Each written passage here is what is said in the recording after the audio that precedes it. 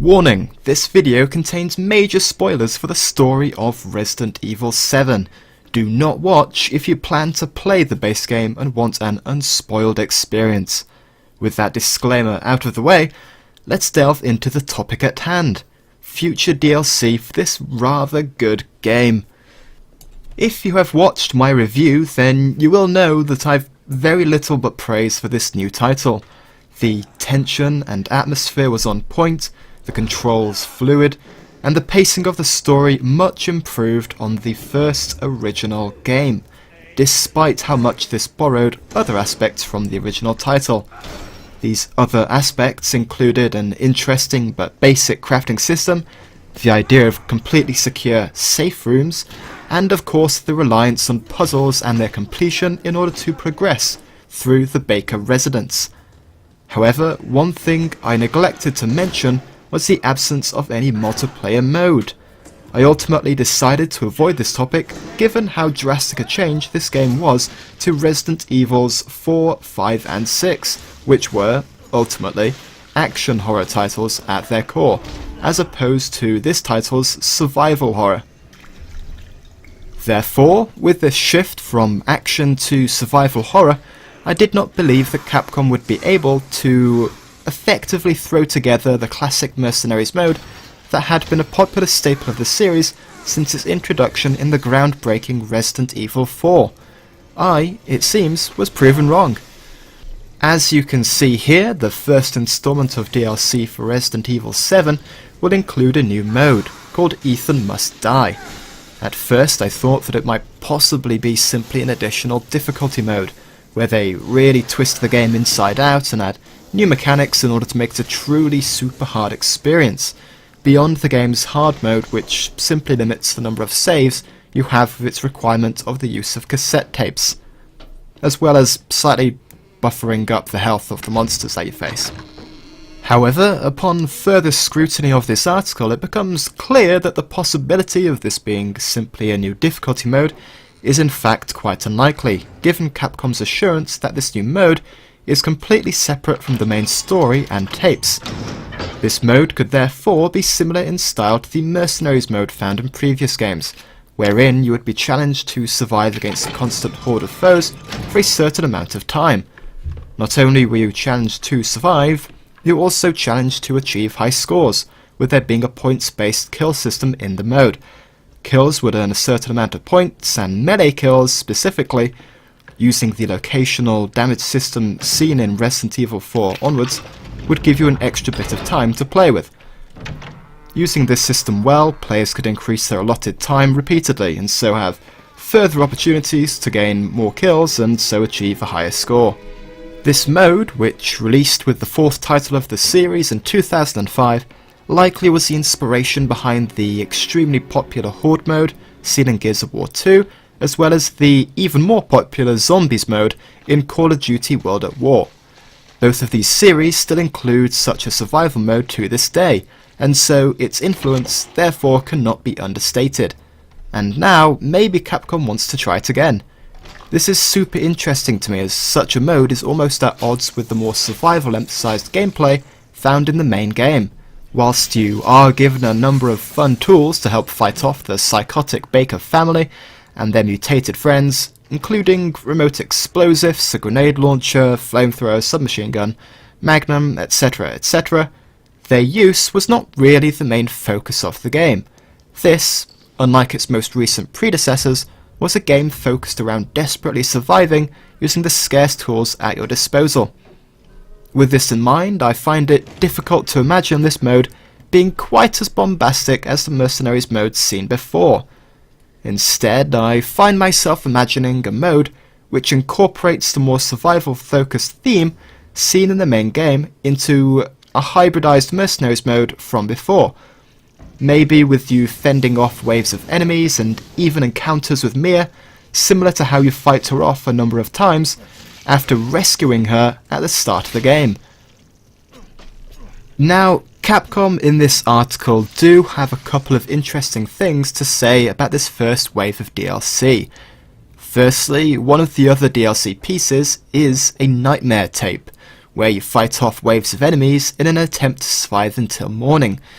For all intents and purposes, a time-based survival mode. Naturally, this sounds very similar to the aforementioned Mercenaries mode, and is likely intended to be a nod to the series' more action-packed previous titles. Therefore, it could well be argued that it would be unlikely in the extreme that Ethan Must Die is something too similar, as there is just no point releasing two very similar modes. They also state that the mode will be hard as nails, so maybe less explosions and cool quick-time kills, and more hiding and searching for weapons in the environment to use. Maybe you'll be required to spend the first half of the mode hiding and scavenging tools to prepare for the second half, where you will need to expend those resources in order to survive and reach a safe zone, or something similar. However, the fact that one of the DLC tapes is indeed a straight-up survival mode potentially means that this Ethan Must Die mode will instead be something completely different. Either way, I'm sure it'll be something interesting. As mentioned, other than this Ethan Must Die mode, there is also included in the first set of DLC 2 tapes. One of which is the previously mentioned Nightmare tape, which, based off of this article, seems to be a simple shoot stuff until you survive the time limit type of mode. Easy enough for Capcom to do, given the more combat focused system seen in this game compared to the first game, and the reasonable variety of interesting weapons. The other tape to be included is a bedroom tape, where the player supposedly has to escape from their bedroom. The challenge being that Mrs. Baker really wants you to have a good night's sleep. This sounds actually like a lot of fun, with maybe you sneaking around the room when Marguerite is distracted, maybe you making her distracted using things nearby, and just trying to puzzle your way out of the bedroom. It certainly sounds interesting, even if it will only really be interesting until you solve it for the first time, after which you probably won't play it again. A one-time mind bender, if you will. So 2 tapes, one of which harnesses the game's combat system and the other harnesses its puzzles. A cool mix, and I do remain intrigued as to what exactly the so-called Ethan Must Die mode will end up being. Given that it is a completely new game mode, I can only assume that it will be a reasonably substantial thing, with some degree of replayability. One can hope. This first set of DLC will be released on PSN January the 31st and on other platforms February the 21st. And so on to the next lot of DLC, which follows the format of the first pack, 2 tapes and a completely new mode. The new mode this time is honestly much less interesting to me from the few details we are given, as apparently you simply race to feed Jack as much food as possible at his 55th birthday party. Possibly a repeat of the scene where Ethan is tied to the chair and force-fed icky stuff in the main story, but in reverse with Jack tied down.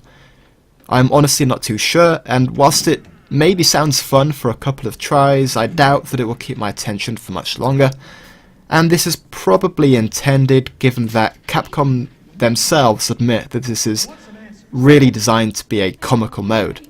So yeah, fair play. The tapes this time round include 21, where you gamble or gambe your life and limb against Lucas, the deranged son, in what I can only assume is a card game, similar to 21. This actually sounds really cool, especially if when you win, Lucas has to take damage and lose limbs and hurt himself, in the same way that I assume, from the details we've been given, the player will as Ethan. Definitely an entertaining enough side game. The second tape is called Daughters, and apparently you will get to see what the Baker family was like before the twisted events of the main game. From this, we can assume that it takes place before Jack finds Evelyn and the tanker, as well as Mia, of course, in the swamp and the family's subsequent corruption. This really reminds me a ton of the Bioshock Infinite DLC, Burial at Sea, where it gave you the chance to explore and see what Rapture was like before everything went all loopy. So whilst the Baker residence definitely is not Rapture level, it still is expansive enough and detailed enough to be kind of interesting to see in a better state, and also, of course, whilst not fighting for your survival. Likewise, I fully expect that this will be seized as an opportunity to further flesh out the characters in the family, and their sane relationships with each other. Again, it sounds interesting enough.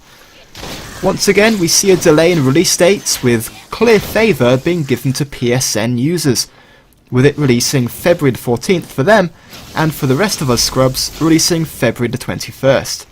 Whilst I would much rather have the DLC earlier, at the same time as the PSN users, I suppose they had to make money somehow, and one method is indeed timed exclusivity deals.